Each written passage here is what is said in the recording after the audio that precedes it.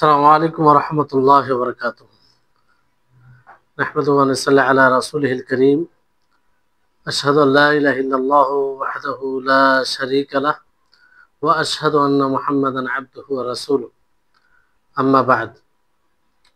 রব্বি ইশরাহ লি সাদরি ওয়া ইয়াসসির লি আমরি ওয়াহলুল উকদাতাম মিন লিসানি ইয়াফকাহু কাওলি। রব্বি জিদনি ইলমা, রব্বি জিদনি ইলমা। আল্লাহুম্মা ইন্নী আসআলুকা ইলমান নাফিআ ওয়া রিজকান তাইয়্যিবা ওয়া আমালান মুতাকাব্বালা। সম্মানিত উপস্থিতিগণ, আমরা সর্বপ্রথম সেই মহান আল্লাহ তাবারক ওয়া তাআলার কৃতজ্ঞতা প্রকাশ করব, যিনি আমাদের সকলকে শেখুল ইসলাম ইবনে তাইমিয়া রাহিমাহুল্লাহ আজ সম্ভবত 33তম ক্লাস, যাই হোক, আজকের পর্বে আমাদের সকলকে উপস্থিত হওয়ার তৌফিক দিয়েছেন, যার জন্য আমরা আল্লাহ তাআলার কৃতজ্ঞতা প্রকাশ করব। তারপর আমাদের সকলে প্রাণ প্রিয় নবী করিম মুহাম্মদ মুস্তাফা সাল্লাল্লাহু আলাইহি ওয়াসাল্লাম, ওনার উপর অসংখ্য শান্তি ধারা বর্ষিত হোক। আল্লাহুম্মা সাল্লি আলাইহি, আল্লাহুম্মা বারিক আলাইহি। সম্মানিত উপস্থিতিগণ, আজকে ইনশাআল্লাহ আমরা যে মুমিনরা তাদের রবকে কিয়ামত দিবসে দেখবে সে বিষয় নিয়ে, তার উপরে ঈমান আনা এবং দেখার জায়গা সে নিয়ে আলোচনা হবে। তার উপরে ঈমান আনতে হবে যে মুমিনরা তাদের রবকে দেখবে, আর কোন জায়গায় দেখবে। তো লেখক রাহিমাহুল্লাহ তিনি বলেন যে ওয়াকাদ দাখালা আইদান ফিমা যাকারনাহু মিনাল ঈমান বিহি ওয়া বিকুতুবিহি ওয়া বিমালাইকাতিহি ওয়া বিরুসুলিহি আল ঈমানু বিআন্নাল মুমিনিনা ইয়ারাউনাহু ইয়াওমাল কিয়ামah। তিনি বলেন যে এটা এর অন্তর্ভুক্ত যে আমরা পূর্বে বর্ণনা করেছি, তার উপরে আল্লাহর উপরে ঈমান আনা, তার কিতাবসমূহের প্রতি ঈমান আনা, তার ফেরেশতাগণের প্রতি ঈমান আনা এবং তার রাসূলগণের প্রতি ঈমান আনা। এই কথার প্রতি ঈমান আনা যে মুমিনরা কিয়ামত দিবসে আল্লাহ তাআলাকে দেখবে, এর অন্তর্ভুক্ত। মানে এটার উপরে যদি ঈমান আনে তো স্বাভাবিকভাবে আল্লাহর উপরে ঈমান নিয়ে আসা হবে, তার আসমানি গ্রন্থ তথা কোরআনের উপর এবং ফেরেশতাগণের উপর ও তার রাসূলগণের উপর। তো এইভাবে ঈমান নিয়ে আসা মুমিনদের কিংবা মুমিনদের ব্যাপারে যে তারা কিয়ামত দিবসে আল্লাহ তাআলাকে দেখবে, তো এটার প্রতি ঈমান নিয়ে আসা মূলত আল্লাহ তাআলার উপরে ঈমান নিয়ে আসা বাহ্যিকভাবে এটা স্পষ্ট হয়। কারণ এই বিষয়টি আল্লাহ তাআলা বলেছেন যে মুমিনরা কিয়ামত দিবসে দেখবে। তো যদি আমরা এই কথার উপরে ঈমান নিয়ে আসি যে মুমিনরা আল্লাহ তাআলাকে কিয়ামত দিবসে দেখবে, তো মূলত আল্লাহ তাআলার উপরে ঈমান আনার অন্তর্ভুক্ত। কারণ এটা তো আল্লাহ তাআলাই বলেছেন। তো যদি আল্লাহ তাআলাকে বিশ্বাস না করি, তার উপরে ঈমান না নিয়ে আসি, তাহলে সেই কথার উপরে ঈমান আনার কোনো অর্থই দাঁড়ায় না যে মুমিনরা আল্লাহ তাআলাকে কিয়ামত দিবসে দেখবে। ফলে এই কথার উপরে বিশ্বাস করা যে মুমিনরা তারা আল্লাহ তাআলাকে কিয়ামত দিবসে দেখবে, এটার উপরে বিশ্বাস করাই মানে আল্লাহ তাআলার উপরে ঈমান নিয়ে আসা। অনুরূপভাবে কিতাবের উপরে ঈমান নিয়ে আসা হয়, কারণ আসমানি গ্রন্থসমূহে তাতেই খবর দেওয়া হয়েছে। তো এটাকে বিশ্বাস করা, এর সত্যায়ন করা মানে কিতাবের সত্যায়ন করা। আর কিতাবের সত্যায়ন তখনই হবে যখন তার উপরে ঈমান নিয়ে আসবো। অনুরূপভাবে ফেরেশতাগণের প্রতি ঈমান নিয়ে আসার অন্তর্ভুক্ত হচ্ছে, কারণ সেই ওহী, কিতাবটা তো সরাসরি নাজিল হয়ে যায়নি, বরং ওহী মালায়েকা ফেরেশতাগণের মাধ্যমে এটা মানে নাজিল হয়েছে। জিবরিল আলাইহিস সালাম ওহী নিয়ে নবী সাল্লাল্লাহু আলাইহি ওয়াসাল্লামের নিকটে নিয়ে আসতেন। তো এই কথার প্রতি ঈমান নিয়ে আসা যে আল্লাহ তাআলাকে দেখবে, আল্লাহ তাআলাকে দেখবে, তো এটার উপরে ঈমান নিয়ে আসতে গিয়ে ফারিস্তার প্রতিও ঈমান নিয়ে আসা হয়। কারণ ফারিস্তাই তো এটা খবর দিয়েছে, ফারিস্তার মাধ্যমে এটা জানানো হয়েছে। তো যদি ফারিস্তাগুলোর প্রতি ঈমান না নিয়ে আসা হয়, তাহলে এই কথার উপরে কি করে ঈমান নিয়ে আসা হবে? জি, অনুরূপভাবে রাসূলগণের প্রতি ঈমান নিয়ে আসা হয়। কারণ রাসূলগণ তারাই এটাকে মাখলুকের নিকটে পৌঁছাচ্ছে। ফারিস্তা নবীর নিকটে পৌঁছাচ্ছেন, আর মাখলুকের নিকটে কে? নবী সাল্লাল্লাহু আলাইহি সাল্লাম। ফলে এই কথার প্রতি ঈমান নিয়ে আসা যে হাসরের মাঠে কিয়ামত দিবসে আল্লাহ তাআলাকে মুমিনরা দেখবে, এটার প্রতি ঈমান নিয়ে আসা মানেই রাসূলগণের প্রতি ঈমান নিয়ে আসা হবে।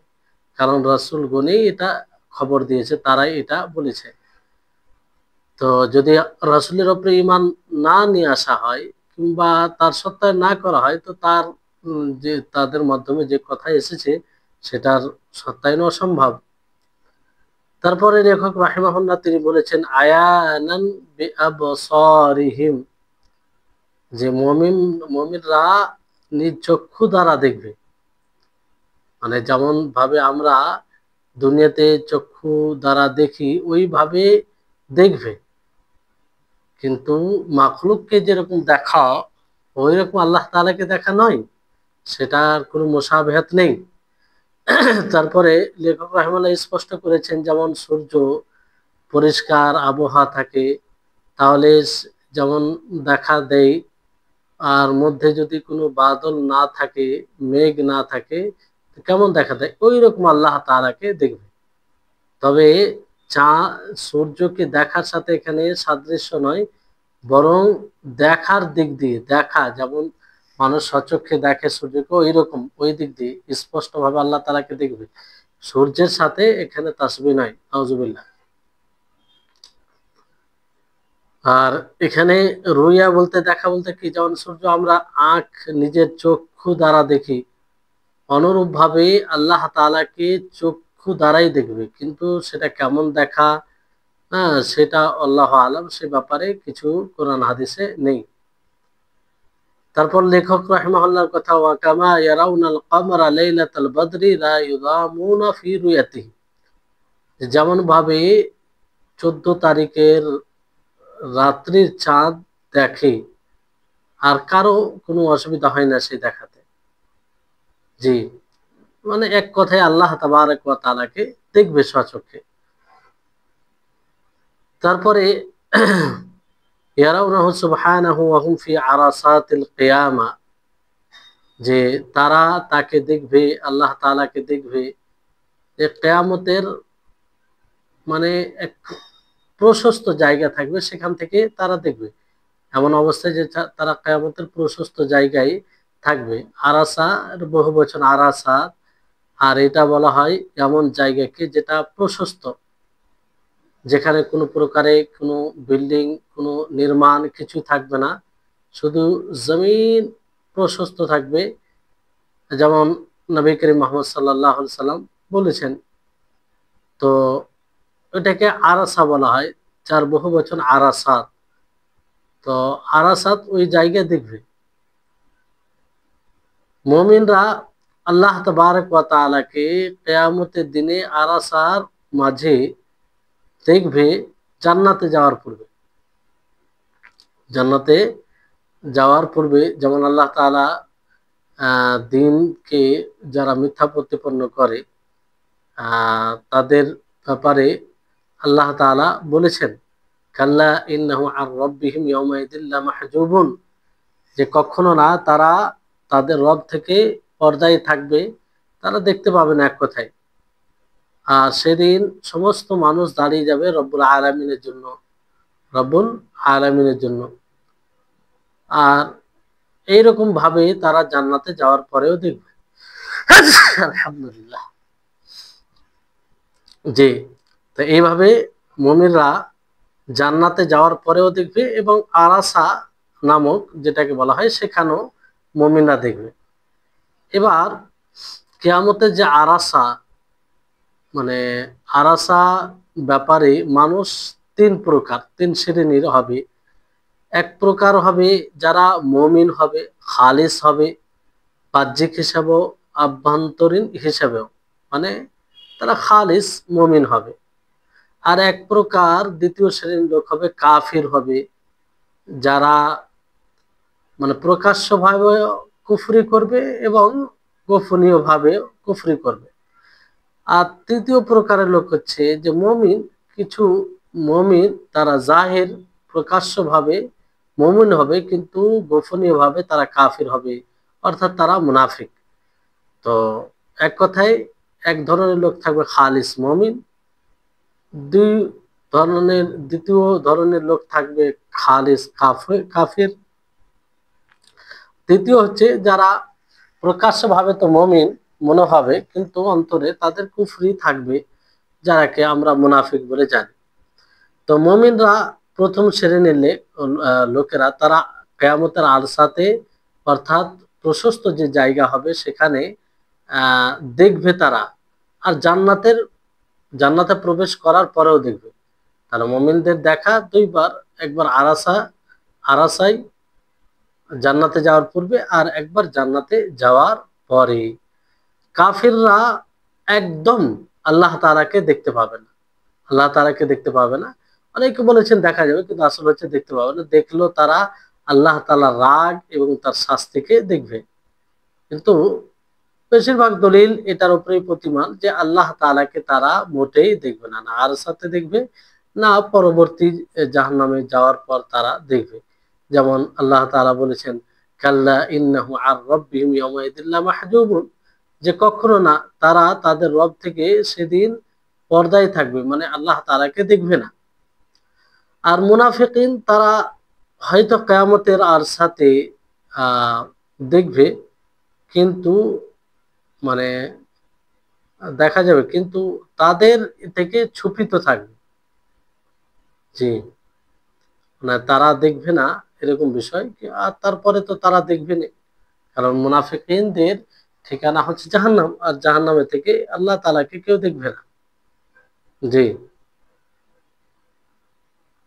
তো এই হচ্ছে বিষয় আল্লাহ তাআলাকে দেখা নিয়ে। তারপরে বিষয় হচ্ছে যে আল্লাহ তাআলাকে তারা দেখবে জান্নাতে যাওয়ার পর, যেমন ভাবে আল্লাহ তাআলা চান। রাহিমাহুল্লাহ বলেন, সুম্মা ইয়ারাউনাহু বা'দা দুখুলিল জান্নাহ কামা ইয়াশাউল্লাহু তাআলা, যে তারা তাকে দেখবে জান্নাতে প্রবেশ করার পরে যেমন ভাবে আল্লাহ তাআলা চান। এই কামা ইয়াশা, যেমন ভাবে চান, মূলত মুমিনরা আল্লাহ তাআলাকে দেখবে যেমন ভাবে আল্লাহ তাআলা দেখাতে চান, যেভাবে আল্লাহ তাআলা নিজেকে দেখাবেন সেভাবে দেখবে। আর যে যে সময় আল্লাহ তাআলা দেখাতে চাবেন সে সময় দেখবে। অথবা সব সময় ওই ওই এতে যেমন ভাবে আল্লাহ সেই রূপে কিংবা তাতে দেখাবে, এক কথায়। তো এই দেখা, আল্লাহ তাআলাকে কেমন ভাবে দেখবে কিংবা আল্লাহ তাআলা কেমন দেখা যাবে, এগুলো কোনো বিষয় প্রমাণিত নয়। মানে এগুলো ব্যাপারে কথা বলা যায় না, যেহেতু কোরআন হাদিসে এরকম স্পষ্ট নেই। তবে আল্লাহ তাআলাকে দেখবে, কিন্তু আল্লাহ তাআলাকে দেখবে কেমন দেখবে এরকম কোনো বিষয় নেই। রুইয়া দেখা, এটা অর্থ স্পষ্ট যে তারা আল্লাহ তাআলাকে দেখবে যেমন চাঁদকে দেখা হয়। এটার উপরে বলা হয়েছে যে এইভাবে এটা দেখবে, এরকম ভাবে দেখবে, কিন্তু কেমন করে দেখবে এটার ব্যাপারে আমরা কিছু জানি না, আর না শরীয়তে এই ব্যাপারে কিছু বলা হয়েছে। জি, তাহলে এই হচ্ছে বিষয়। সুম্মা ইয়ারাউনাহু বা'দা দুখুলিল জান্নাহ কামা ইয়াশাউল্লাহু তাআলা, যে জান্নাতে যাওয়ার পরেও মুমিনরা আল্লাহ তাআলাকে দেখবে, কিন্তু সেই দেখা কেমন, আল্লাহ তাআলা যেমন ভাবে দেখাতে চাইবেন সেভাবে দেখবে। আশা করি আপনারা বুঝতে পেরেছেন যে আল্লাহ তাআলা দেখার ব্যাপারে যেটা বিষয় রয়েছে। তারপরে ইয়াউমে আখিরাতের প্রতি ঈমান, এই বিষয়ে লেখক রাহিমাহুল্লাহ বলেছেন কিছু। তো লেখক রাহিমাহুল্লাহ ইয়াউমে আখিরাত সম্পর্কে কথা এবং আহলে সুন্নাহ ওয়াল জামাতের আকীদা সম্পর্কে কথা বলেন। কিভাবে? যে ওয়ামিনাল ঈমানি বিল ইয়াউমিল আখির ওয়াল ঈমানু বিকুল্লি মা আখবারা বিহি নবী সাল্লাল্লাহু আলাইহি ওয়াসাল্লাম মিম্মা ইয়াকুনু বা'দাল মাউত। যে শেষ দিবসের প্রতি ঈমান, অর্থাৎ প্রত্যেক ওই জিনিসের প্রতি ঈমান নিয়ে আসা যেটার খবর নবী সাল্লাল্লাহু আলাইহি ওয়াসাল্লাম দিয়েছেন। আর কি সম্পর্কে? যা মৃত্যুর পরে হবে, সেটাই হচ্ছে ইয়াউমে আখিরাতের প্রতি ঈমান। যে এই কথার প্রতি ঈমান, যা কিছু নবী সাল্লাল্লাহু আলাইহি ওয়াসাল্লাম বলেছেন যে মৃত্যুর পরে কি হবে এগুলো সম্পর্কে যা কিছু বলেছেন, সেটাই হচ্ছে, এর উপরে ঈমান নিয়ে আসাই হচ্ছে ইয়াউমে আখিরাতের প্রতি ঈমান। এবার বিষয়টি হচ্ছে যে শেষ দিবসের প্রতি ঈমান এটা আবশ্যিক। যে আর ঈমানের যে 6টি রুকুন আছে, স্তম্ভ আছে, তার মধ্যে একটি এজন্য অনেকেই আল্লাহ তাবারক ওয়া তাআলা ঈমান, তার সাথে ঈমান এবং শেষ দিবসের প্রতি ঈমান মিলিয়ে দিয়েছেন। আল্লাহ তাআলা বহু জায়গায় তার প্রতি ঈমান এবং শেষ দিবসের প্রতি ঈমান এভাবে মিলিয়ে একসাথে বলেছেন। বিভিন্ন আয়াতে দেখতে পাবেন, হাদিসে দেখতে পাবেন যে ইয়াউমে আখিরাত এবং আল্লাহর প্রতি ঈমান, এই দুটোকে একসাথে বর্ণনা করা হয়েছে।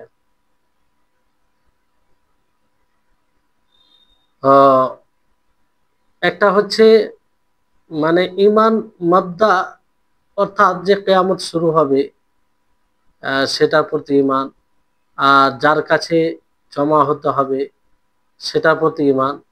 কারণ যতক্ষণ পর্যন্ত মানুষ শেষ দিবসের প্রতি ঈমান না নিয়ে আসবে, ততক্ষণ পর্যন্ত সে মুমিন হবে না। ততক্ষণ পর্যন্ত সে মুমিন হবে না।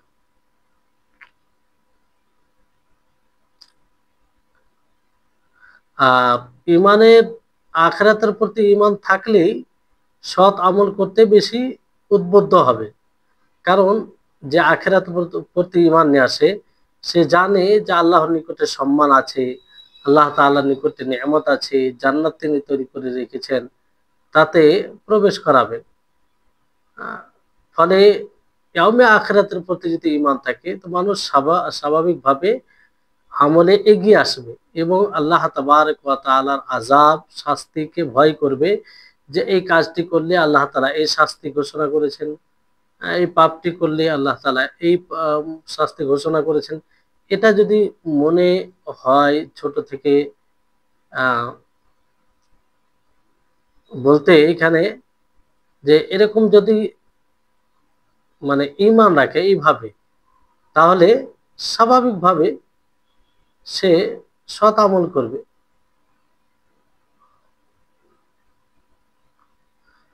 তো যেমন আল্লাহ তাবারক ওয়া তাআলা বলেন, যারা এইভাবে ঈমান নিয়ে আসে না, তাদের সম্পর্কে বলেন যে ওয়াকালু মা হিয়া ইল্লা হায়াতুনা দুনিয়া নামুতু ওয়া নাহইয়া ওয়া মা ইউহলিকুনা ইল্লা দাহরু।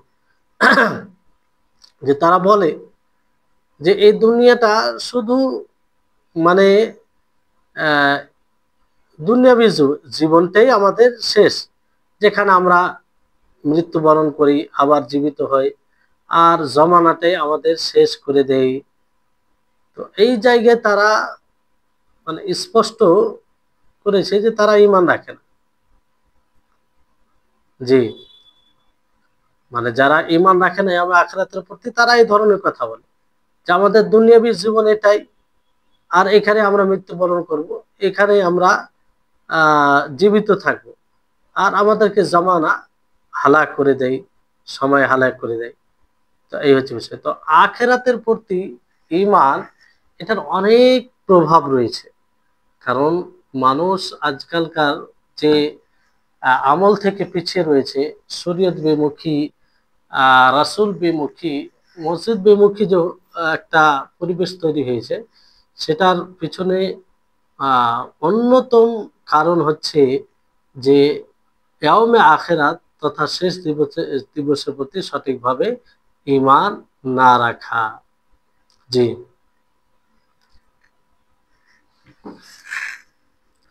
জি, এটাই যে ইয়াউমে আখিরাত মানে শেষ দিবস। ইয়াউমে আখিরাত এই জন্য বলা হয় যে তারপরে আর কোনো দিন নেই, তারপরে কোনো দিন নেই। আর এটা মানে আহ, যতগুলো স্তর রয়েছে বারজাখী জীবনের, তার শেষ, এটা মানে শেষ বলতে সেদিনই ফায়সালা হবে, কে জাহান্নামী হবে কে জান্নাতি হবে। এই জন্য বলা হয় যে মানুষের পাঁচটি স্তর রয়েছে, মানুষের জীবনের পাঁচটি স্তর রয়েছে। একটি স্তর হচ্ছে যে অস্তিত্বহীনের স্তর, মানে একটা সময় ছিল যে মানুষের উজুদ, মানুষের অস্তিত্বই ছিল না, এটা একটা স্তর, মানে অবস্থা। আর একটা হচ্ছে মাতৃগর্ভের স্তর, তারপরে মাতৃগর্ভে এলো। তারপরে স্তর হচ্ছে দুনিয়া, দুনিয়াতে এলো, দুনিয়ার যে জীবন সেটা। তারপরে স্তর হচ্ছে বারজাখ, বারজাখী জীবন, কবরের জীবন, মানে মৃত্যুর পরে কিয়ামত সংঘটিত হওয়ার আগে যে অবস্থা সেটাকে বারজাখী জীবন বলা হয়। তারপরে বলা যায় সুম্মাল আখিরা, আখিরাতের জীবন, অর্থাৎ আহ বারজাখী জীবন শেষ হওয়ার পরে যে জীবনটা আখিরাতের জীবন। তো এই পাঁচটি স্তরের কথা কোরআনেও উল্লেখ হয়েছে। যেমন আল্লাহ তাবারক ওয়া তাআলা সূরা ইনসানে 1 নম্বর আয়াতে কি বলেন, হাল আতা আলাল ইনসানি হিনুম মিনাদ দাহরি লাম ইয়াকুন শাইয়্যান মাযকুরা।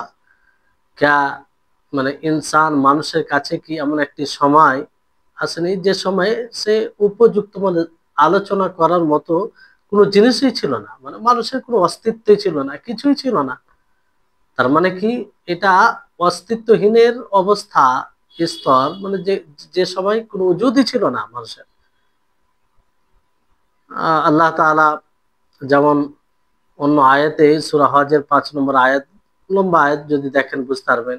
সেখানে আল্লাহ তাআলা বলেন যে হে মানব সম্প্রদায়, তোমরা যদি পুনরুত্থানে সন্দেহ পোষণ করে, তাহলে আমি তোমাদেরকে মাটি থেকে সৃষ্টি করেছি। মাটি থেকে সৃষ্টি করেছি তার মানে কি, পূর্বে তোমার কোনো অস্তিত্ব ছিল না। তারপর নুতফা, বীর্য থেকে, আলাকা থেকে, ফের মুজগা, মানে সৃষ্টি, যেটা সৃষ্টি হয়েছে তা থেকে, এবং যেটা পুরোপুরি সৃষ্টি হয়নি তা থেকে, যাতে তোমাদের জন্য স্পষ্ট হয়ে যায়। আর বাচ্চাদানিতে তোমাদের স্থির করেছি, আহ, যেমন ভাবে নির্ধারিত সময় পর্যন্ত আল্লাহ তাআলা যেমন ভাবে চান। তারপরে বাচ্চার আকারে আল্লাহ তাআলা পৃথিবীর বুকে নিয়ে আসেন, নিয়ে আসার মাধ্যম, যাই হোক পৃথিবীর বুকে আসে। তো যাই হোক, এই আয়াতটি পুরো দেখলে আপনি বুঝতে পারবেন যে এক সময় মানুষের কোনো অস্তিত্ব ছিল না, সেটার দিকে পুরোপুরি ইঙ্গিত, সেটার দিকে পুরোপুরি ইঙ্গিত, ইঙ্গিতটা পুরোপুরি তার কথা। তো মাতৃগর্ভের যে একটা অবস্থা রয়েছে, এটাও যেমন আল্লাহ তাবারক ওয়া তাআলা এর সম্পর্কে বলেন, ইয়াখলুকুকুম ফি বুতুনি উম্মাহাতিকুম খালকাম মিন বা'দি খালকিন ফি যুলুমাতিন সালাস। যে তোমাদেরকে আল্লাহ তাআলা সৃষ্টি করেছেন তোমাদের মায়ের মাতৃগর্ভে, আহ, এক সৃষ্টি পর আরেক সৃষ্টি, আর অন্ধকারে, তিন তিন অন্ধকারে, যাই হোক।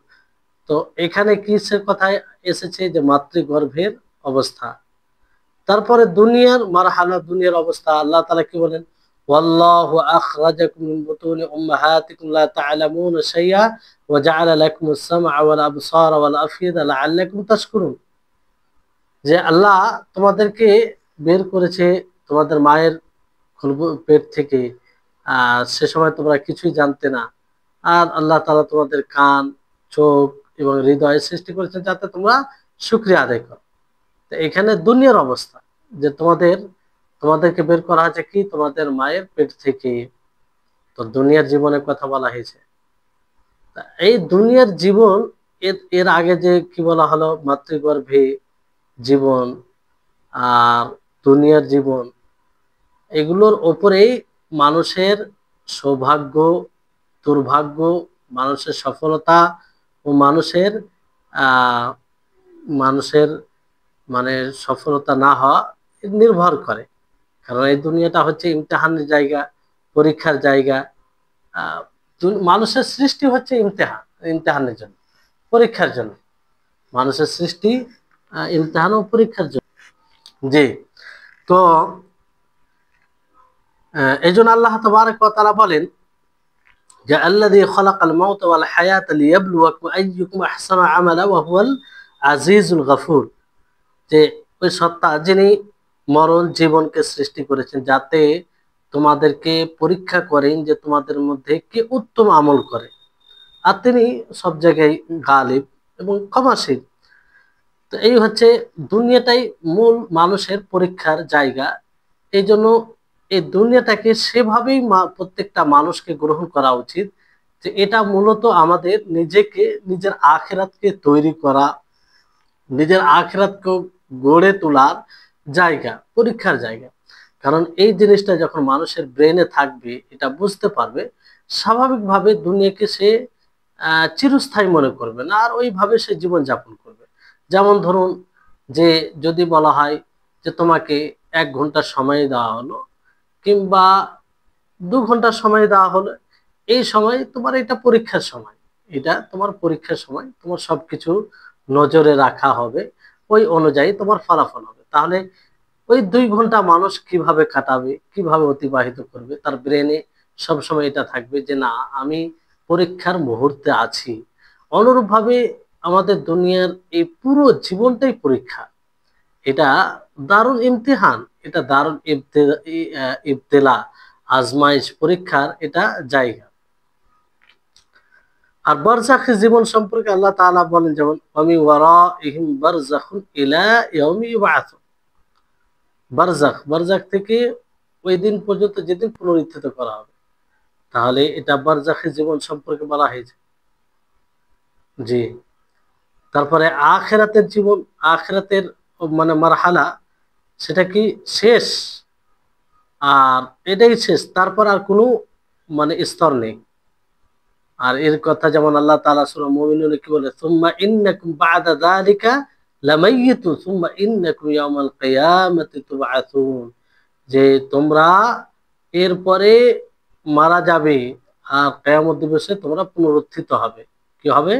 পুনরুত্থিত হবে। এখানে স্পষ্ট ভাবে আল্লাহ তাআলা বলেছেন যে আখিরাতের কথা, যে আখিরাত হবে, শেষ দিবস ঘটবে। তো যাই হোক, লেখক রাহিমাহুল্লাহ এই কথা, জাল ঈমান বিকুল্লি মা আখবারা বিহি নবী সাল্লাল্লাহু আলাইহি ওয়াসাল্লাম মিম্মা ইয়াকুনু বাদাল মাউত, যে এই কথার উপরে ঈমান নিয়ে আসা যে নবী করিম মুহাম্মদ সাল্লাল্লাহু আলাইহি ওয়াসাল্লাম তার সম্পর্কে যা কিছু বলেছেন মৃত্যুর পরে, মৃত্যুর পরে যা হবে, মৃত্যুর পরে কি হবে না হবে, সে বিষয়ে যা কিছু আল্লাহ নবী বলেছেন তার উপরে ঈমান নিয়ে আসা, তার উপরে কি ঈমান নিয়ে আসা। আর এই ঈমান ইয়াউমে আখিরাতের অন্তর্ভুক্ত, এবং আখিরাতের প্রতি ঈমান নিয়ে আসা এটার অন্তর্ভুক্ত। কারণ নবী সাল্লাল্লাহু আলাইহি সাল্লাম যা কিছু বলেছেন, তো তিনি তো বলেছেন যে আখিরাতের প্রতি ঈমান নিয়ে আসতে হবে। এই জন্য মনে রাখবেন যে যখনই মানুষ মারা যায় তখনই ইয়াউমে আখিরাতে প্রবেশ করে, যখনই মানুষ মারা যায়। কারণ যার যে মৃত্যুবরণ করলো তার জন্য কিয়ামত, কিয়ামত হয়ে গেল। প্রত্যেকটা মৃত্যুর পরে জিনিস তার জন্য কিয়ামত হয়ে যায়, আর কিয়ামত হয়ে গেলে সেটাই শেষ দিবস, সেটাই তার শেষ দিন।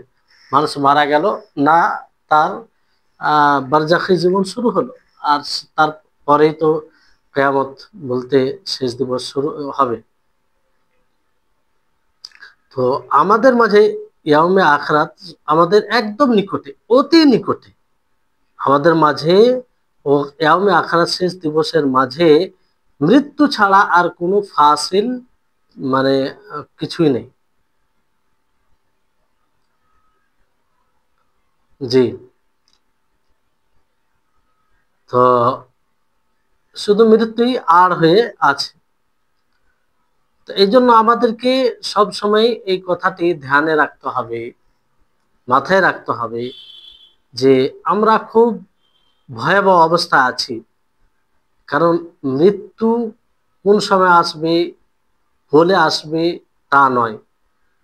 মৃত্যু যে কোনো সময় আসতে পারে, যে কোনো সময় আসতে পারে। এই জন্য আপনি যদি বাড়ি থেকে বের হন, তো গ্যারেন্টি নেই যে আপনি আবার বাড়ি ফিরে আসবেন। কিংবা আপনি যদি আহ আর কিছু কোনো জায়গায় থাকেন, যে আবার যে ফিরে আসবেন, কোনো গ্যারেন্টি নেই। জি। মানুষের মৃত্যু হলেই আমি আখেরাত শুরু। আর মানুষের মৃত্যু হলেই তো কবরে ফিতনা রয়েছে। যদি উত্তর দিতে পারে তাহলে তার জন্য ভালো পরিণাম রয়েছে, আর যদি উত্তর না দিতে পারে তার জন্য মন্দ পরিণাম রয়েছে। এই জন্য আমাদের সব সময় উচিত তওবা করা, ইস্তেগফার করা, আল্লাহর কাছে ক্ষমা চাওয়া। কারণ কখন মৃত্যু হবে বলার নেই। আজকে আমরা হয়তো ক্লাস করছি, ফের আগামীকাল আমরা যে আবার আগামী ক্লাসে উপস্থিত হতে পারবো এর কোনো গ্যারান্টি নেই। আগামীকাল তো দূরের কথা, আগামী আমি আমি আপনি 2 মিনিট পরে আবার এরকম ভাবে কথা, সেটাও গ্যারান্টি দিতে পারি না। মৃত্যু আমাদের একদম নিকটে, একদম নিকটে।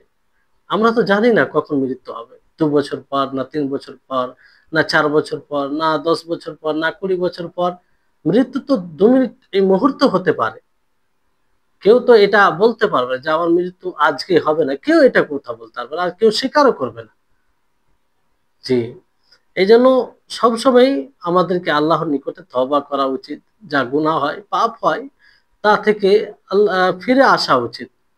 এই অপেক্ষায় থাকা কোনো সময় এক মুমিন তার ঈমান, সুস্থ ঈমানের আহ, মানে এটা দাবি হতে পারে না যে সে বলবে যে না আমি কিছুদিন থাকি, পরে তওবা করব, এই করব, এই করব। এটা একজন প্রকৃত মুমিন এই কথা বলবে না, কারণ সে জানে যে আমার কখন মৃত্যু হবে এটা কোনো গ্যারান্টি নেই। ফলে তওবার দিকে ধাবিত হতে হবে এবং তওবা করবে আল্লাহ তাআলার কাছে। তারপরে লেখক রাহিমাহুল্লাহ তিনি বলেন যে কবরের ফিতনার উপরে ঈমান নিয়ে আসা এবং কবরে আযাব এবং কবরে নেয়ামতের উপরে, এর উপরে ঈমান আনা জরুরি। আর আহলুস সুন্নাহ ওয়াল জামাত তার উপরে ঈমান নিয়ে আসে, তার উপরে ঈমান নিয়ে আসে।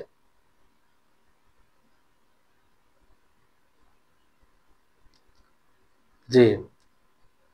তো এই ফিতনা, কবরে ফিতনার উপরে ঈমান নিয়ে আসা। কবরে ফিতনা বলতে কি? ইখতিবার।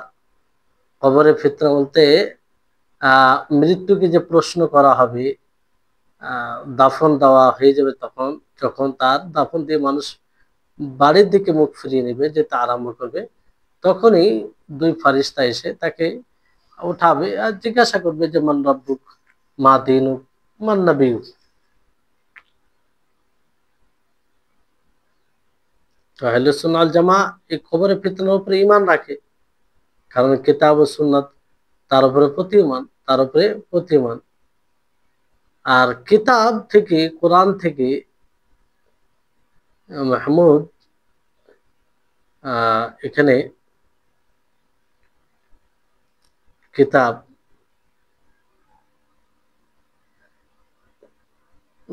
বিষয়টি হচ্ছে যে ঈমান, আহলুস সুন্নাহ ওয়াল জামা এই কথার উপরে ঈমান নিয়ে আসে।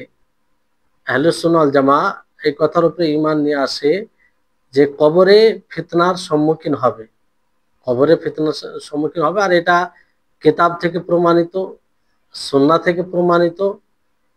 যে কিতাব থেকে যেমন প্রমাণিত, আল্লাহ তাবারক ওয়া তাআলা কি বলেন? ইউসাব্বিতুল্লাহুল্লাযীনা আমানু বিল কওলি সাবিতি ফিল হায়াতিদ দুনিয়া ওয়া ফিল আখিরাহ। যে আল্লাহ তাআলা তাদের অনড় রাখবেন যারা ঈমান এনেছে কওলে সাবিতের উপরে, প্রমাণিত কথার উপরে, দুনিয়াবী জীবনে এবং আখেরাতে। তো এটা কিসের ব্যাপারে? কবরের ফিতনার ব্যাপারে। যে কবরের ফিতনা যখন হবে তখন তারা অনড় থাকবে, সঠিক উত্তর দিতে পারবে। সুন্নাহ দ্বারা এটা প্রমাণিত যে কবরের ফিতনার সম্মুখীন সকলকে হতে হবে। আহ, যেমন বলা হয়েছে যে মানুষকে যখন কবরে দাফন করা হয়, তো নবী সাল্লাল্লাহু আলাইহি সাল্লাম বলেন যে সে ফিতনার সম্মুখীন হবে। তিনি বলেন যে আমার থেকে ওহী করা হয়েছে যে তোমাদেরকে পরীক্ষা করা হবে তোমাদের কবরে। জি, এটা থেকে আন্নাকুম তুফতানুনা, যে তোমরা ফিতনায় মুবতালা হবে তোমাদের কবরে। তো এটাও একটা দলিল যে আমাদের সকলকে কবরে ফিতনার সম্মুখীন হতে হবে। জি, আর কবরে ফিতনা অনুরূপভাবে দাজ্জালের ফিতনা তার আগে, মৃত্যুর আগে। দাজ্জালের ফিতনা এটাও এক বড় ফিতনা, যখন থেকে আল্লাহ তাআলা আদমকে সৃষ্টি করেছেন, কিয়ামত মানে আদমকে সৃষ্টি করেছেন, তো কিয়ামত পর্যন্ত এই শয়তান মানে এই দাজ্জাল, মানে দাজ্জাল বড় ফিতনা একটা। যেমন রাসূল সাল্লাল্লাহু আলাইহি সাল্লামকে ইমরান বিন হুসাইন বলতে শুনেছেন যে মা বাইনা খালকে আদম ইলা কিয়ামিস সাআ আমরুন আকবারু মিনাদ দাজ্জাল, যে আদম সন্তানের সৃষ্টির মাঝে, সৃষ্টি ও কিয়ামত যে হবে তার মাঝে দাজ্জালের থেকে বড় কোনো বিষয় নেই। দাজ্জালের থেকে বড় কোনো বিষয় নেই। যেন নবী সাল্লাল্লাহু আলাইহি সাল্লাম সাহাবী থেকে কি বলতেন, তিনি উম্মতদেরকে বলতেন, যদি সে বের হয়ে যায় আর আমি তোমাদের মাঝে থাকি, তাহলে আমি তার সাথে মোকাবেলা করব তোমাদের ছাড়া, কিংবা তার সাথে আমি তর্ক করব। আর যদি সে বের হয়ে যায় আর আমি তোমাদের মাঝে না থাকি, তাহলে আহ কেউ তার মোকাবেলা করবে। এজন্য আল্লাহ নবী মুহাম্মদ সাল্লাল্লাহু আলাইহি ওয়াসাল্লাম কি বলেন, আল্লাহু খালিফাতে আলা কুল্লি মুসলিম, যে আল্লাহ তাআলা আমার সঙ্গী, যে আল্লাহ তাআলা আহ প্রত্যেক মুসলিমের উপরে সহ মানে সহযোগী অথবা তার সাথে রয়েছে।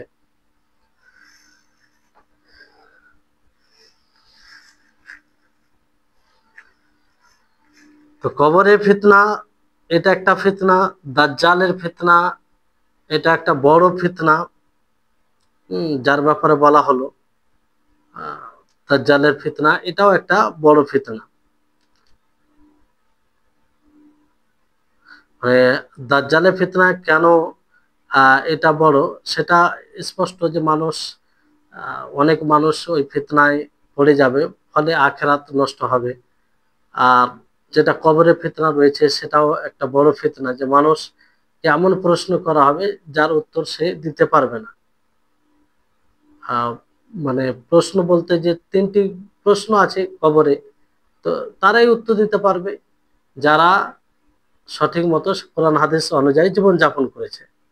আর দাজ্জালের ব্যাপারও এই বিষয়টি আছে, যে দাজ্জাল নিজের পক্ষ থেকে এমন কিছু বলবে যেটার উত্তর সকলে দিতে পারবে না। হ্যাঁ, ওই ব্যক্তি যে যার আকীদা এবং আমল, সৎ আমল এবং সৎ আমলের সাথে সাথে সঠিক আকীদা রয়েছে, তারাই এটার উত্তর দিতে পারবে। জি, তাহলে আজকে এই কবরের ফিতনা সম্পর্কে আরো কিছু বিষয় আছে, ইনশাআল্লাহ পরবর্তী ক্লাসে হবে। আজকে ক্লাস এমনিতে দেরিতে শুরু করা হয়েছে, ইনশাআল্লাহ পরের ক্লাসে বাকি আলোচনা হবে। আল্লাহ তাআলার কাছে দোয়া করি, আল্লাহ যেন আমাদের সকলকে সঠিক বুঝার তৌফিক দান করেন, আর আমি আখিরাতের প্রতি বিশেষভাবে সঠিকভাবে আমাদের ঈমান নিয়ে আসার তৌফিক দান করুন। ওয়া আখির দাওয়ানা আলহামদুলিল্লাহি রাব্বিল আলামিন। আসসালামু আলাইকুম ওয়া রাহমাতুল্লাহি ওয়া বারাকাতুহু।